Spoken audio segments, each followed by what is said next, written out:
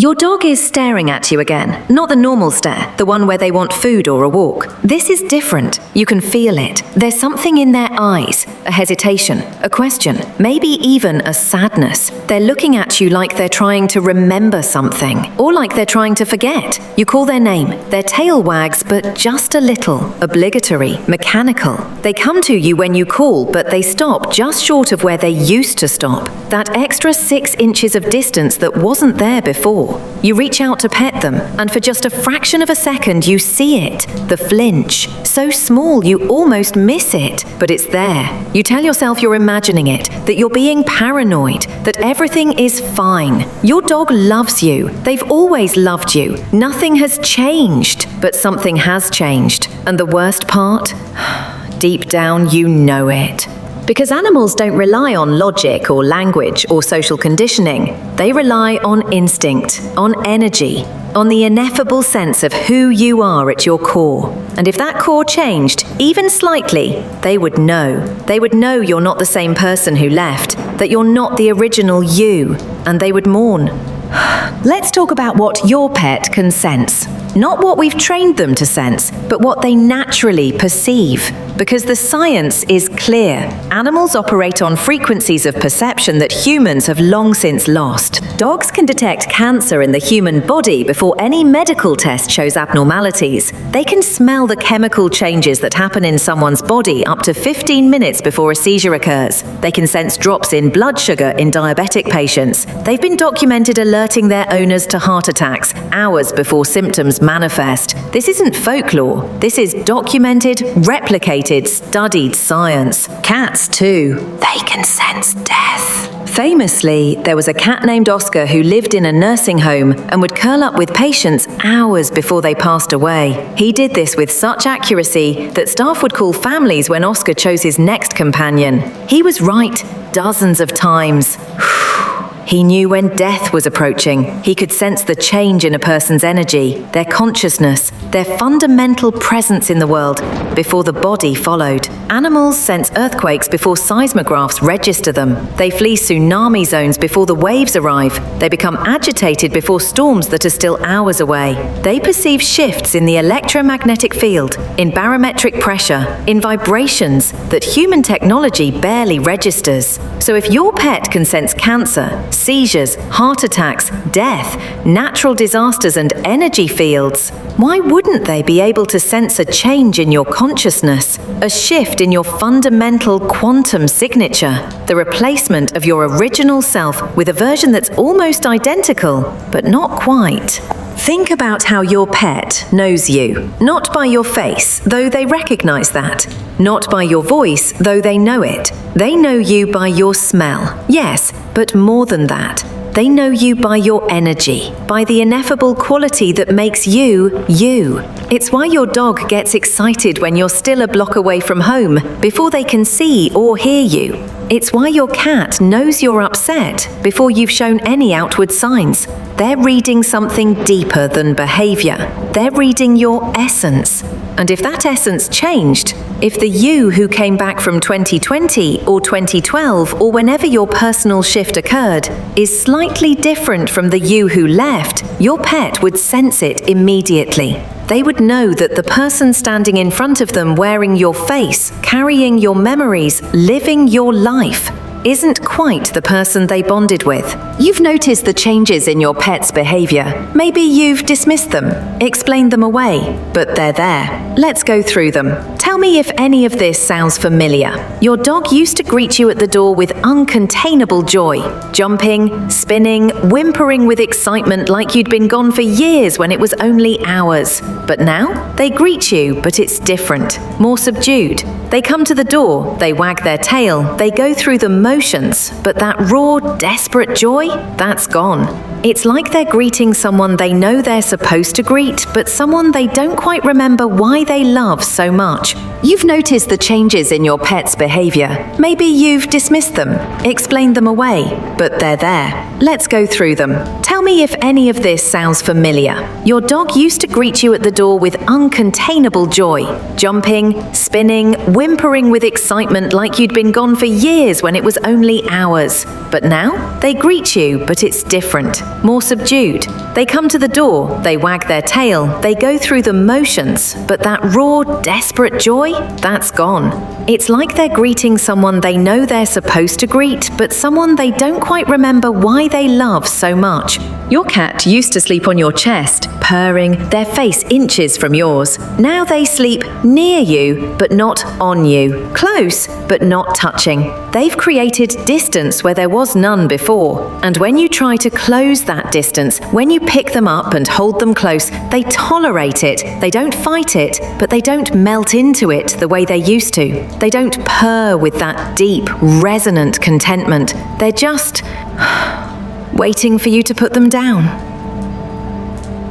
Your pet stares at you when they think you're not looking. You catch them sometimes, watching you with this expression you can't quite read. It's not the usual gaze of a pet seeking attention or waiting for commands. It's observation, assessment, like they're studying you, trying to figure something out. And when you catch them, they look away quickly, almost guiltily, like they don't want you to know they've been watching.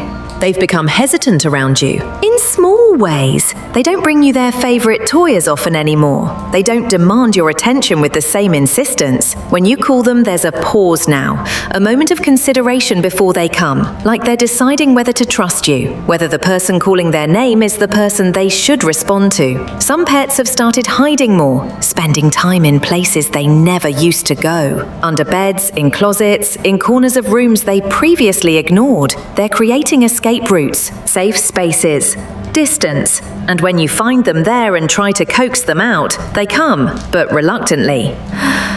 Like they're not sure if they should trust the invitation. Others have become clingy in a desperate way. Not the normal clinginess of an affectionate pet, but something more urgent, more anxious, like they're trying to find the person they lost inside the person you are now. They search your face. They sniff you obsessively, seeking a scent that's no longer there. They whimper when you leave, but it's not the whimper of separation anxiety. It's the whimper of grief, of loss, of something they can't get back. Your pet has started having accidents in the house. Even though they're fully trained, they're marking territory, but not in the territorial way animals usually mark. It's different. It's like they're trying to reclaim a space that feels foreign now. Like they're trying to make this place smell like home again, because it doesn't anymore, because you don't. And the most disturbing thing? Sometimes your pet looks past you, like they're seeing something behind you or through you or instead of you. Their eyes focus on a space you can't see, and their body language changes. Sometimes they growl. Sometimes they whimper. Sometimes they just watch transfixed, as if there's someone else there, someone only they can perceive, someone who used to be you. When did it start?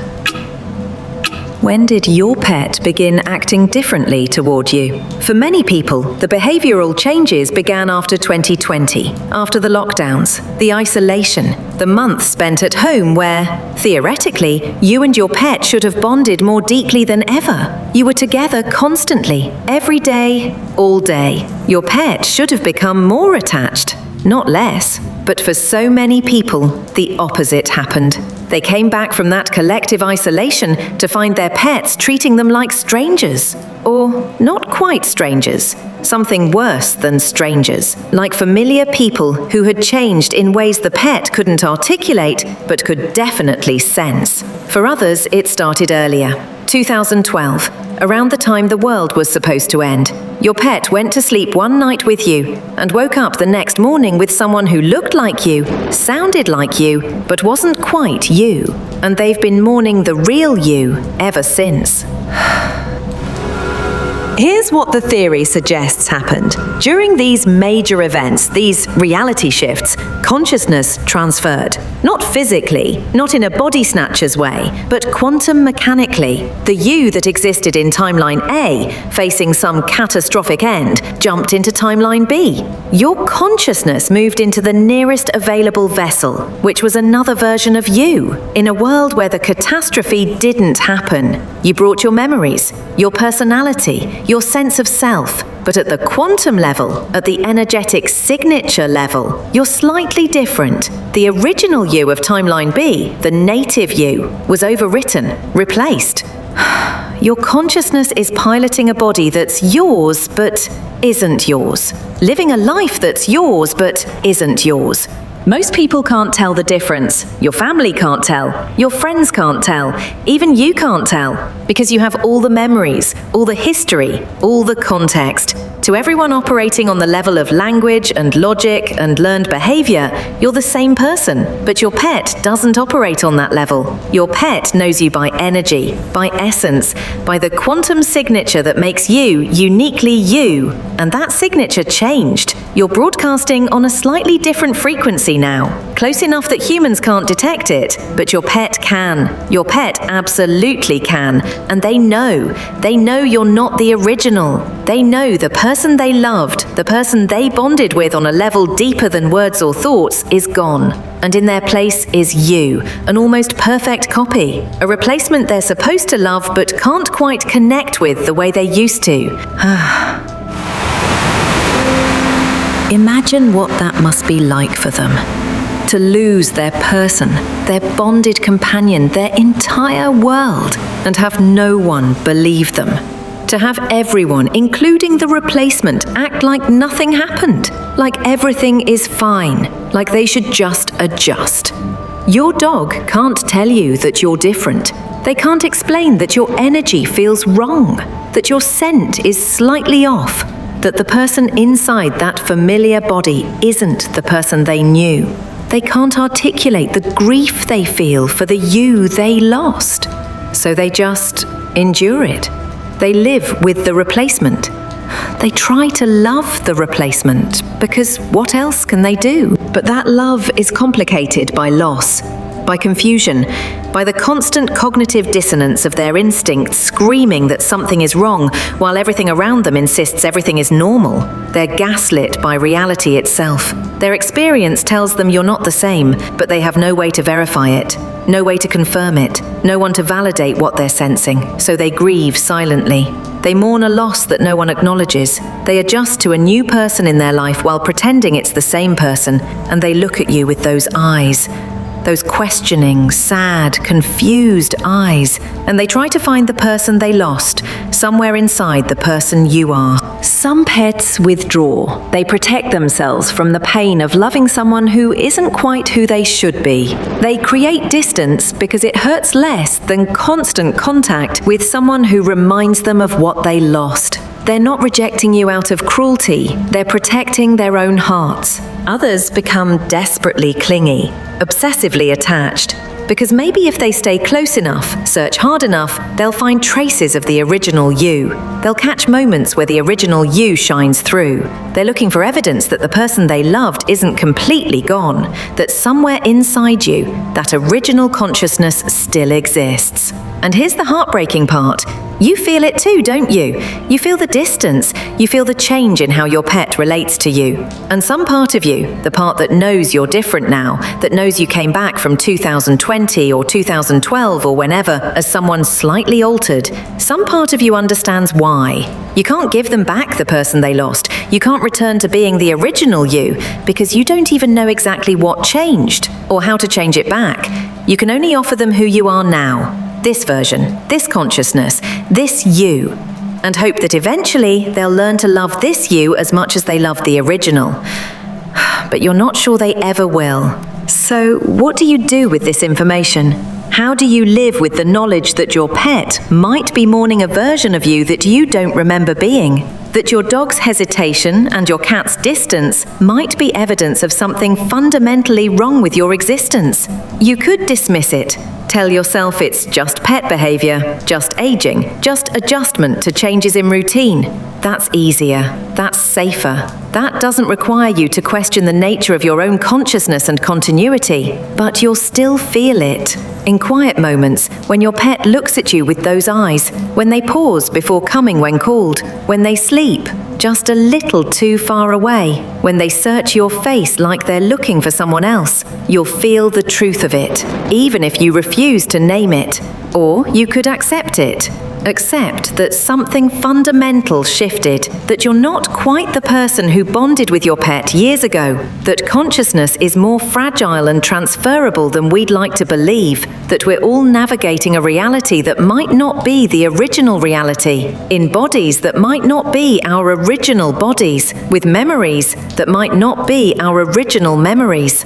And then what? Do you mourn the original you alongside your pet? Do you grieve for a person you have no memory of being? Do you apologize to your dog for not being who they needed you to be? Maybe you just love them. Love them as hard as you can, in the way you're capable of loving them now. Show them that even if you're not the original, you still care. You still want to be there for them. You still value the bond, even if it has to be rebuilt from scratch with a slightly different person. Maybe that's all any of us can do. Recognize that we're all changed, that we're all replacements of who we used to be, in ways both mundane and cosmic. That continuity of self is an illusion we cling to, but one that animals, with their pure perception, see right through. Your pet knows you're not the original you. They've known it for a while, and they've been trying to tell you, in the only language they have, through behaviour, through distance, through that look in their eyes that you finally understand now. The question is, what will you do with that knowledge? And then what? Do you mourn the original you alongside your pet? Do you grieve for a person you have no memory of being? Do you apologize to your dog for not being who they needed you to be? Maybe you just love them. Love them as hard as you can, in the way you're capable of loving them now. Show them that even if you're not the original, you still care. You still want to be there for them. You still value the bond, even if it has to be rebuilt from scratch with a slightly different person. Maybe that's all any of us can do. Recognize that we're all changed, that we're all replacements of who we used to be, in ways both mundane and cosmic. That continuity of self is an illusion we cling to, but one that animals, with their pure perception, see right through. Your pet knows you're not the original you. They've known it for a while, and they've been trying to tell you, in the only language they have, through behavior, through distance, through that look in their eyes that you finally understand now. The question is, what will you do with that knowledge?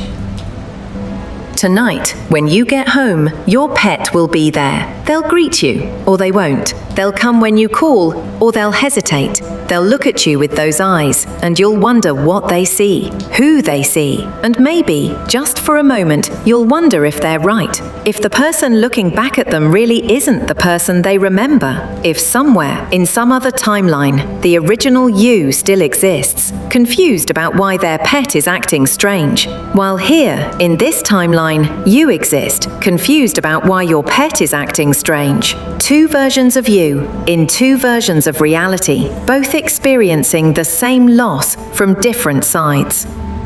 Or maybe it's simpler than that. Maybe pets just sense trauma, sense change, sense the ways we're all different after major events, and they grieve those changes the way we would if we could perceive them as clearly. Maybe there's no timeline shift, no consciousness replacement, no cosmic conspiracy. Maybe it's just loss. The normal, heartbreaking loss of who we used to be, reflected back to us through the eyes of creatures who love us too much to pretend they don't notice. But even if it's that simple, even if there's no parallel timeline and no quantum replacement, the truth remains. Your pet knows you've changed. They sense something different in you, something lost, something that can't be recovered. And whether that's because you're literally a different consciousness in a familiar body, or just because trauma and time have altered you beyond recognition, the effect is the same. You're not the person they loved. Not completely, not anymore. And they miss that person. They miss the original you, the you who existed before the shift, before the change, before whatever happened that made you into this. So tonight, when you're home alone with your pet, sit with them. Look into their eyes. Really look. And ask yourself, what do they see? Who do they see? And be honest with yourself about the answer. They remember you differently than you remember yourself, and they're not wrong. End. But even if it's that simple, even if there's no parallel timeline and no quantum replacement, the truth remains. Your pet knows you've changed. They sense something different in you, something lost, something that can't be recovered. And whether that's because you're literally a different consciousness in a familiar body, or just because trauma and time have altered you beyond recognition, the effect is the same. You're not the person they loved. Not completely, not anymore. And they miss that person. They miss the original you, the you who existed before the shift, before the change, before whatever happened that made you into this. So tonight, when you're home alone with your pet, sit with them. Look into their eyes. Really look. And ask yourself, what do they see? Who do they see? And be honest with yourself about the answer. They remember you differently than you remember yourself, and they're not wrong.